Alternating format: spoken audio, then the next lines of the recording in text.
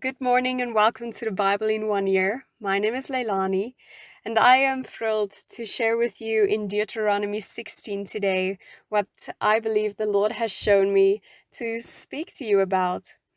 So, in reading this chapter, I almost had a bit of a deja vu moment because it reminded me of Leviticus chapter 23 when Moses spoke of the 7 feasts of the Lord. And yet again, we read it here because here we read of the Feast of Weeks, the Feast of Unleavened Bread, which is the Passover, and the Feast of Booths. But in reading this, I discovered something new when I focused especially on Deuteronomy 16, verse 18, which Moses said, "Appoint judges and officers organized by tribes in all the towns that God your God is giving you. They are to judge the people fairly and honestly. Don't twist the law. Don't play favorites. Don't take a bribe, because a bribe blinds even a wise person. It undermines the intentions of the best of people." So here Moses instructs the people and leaders in the society as a whole that they must honor and obey, to appoint leaders and judges in every town to settle disputes.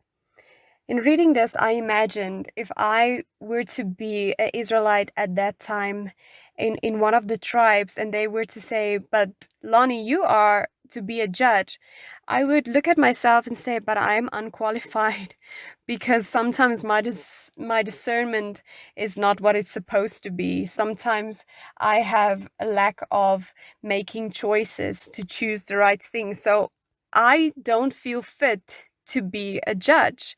Even my best works needs forgiveness. So I'm unfit to do this. And I think maybe some of the Israelites felt the same because they were just normal people like us.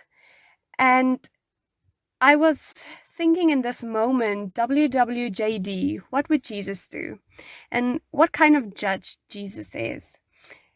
And he is the perfect judge because when we see his life and we look at the way he portrayed himself, the way he spoke to people, his storytelling, his way of life, we see that Jesus takes no bribes. He doesn't show favoritism.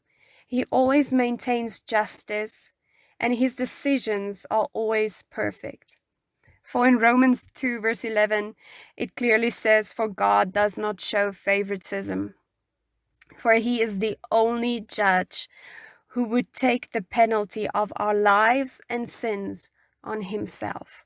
No other judge in history and in the future of this world would ever be able to say these words, that Jesus took the sins upon himself."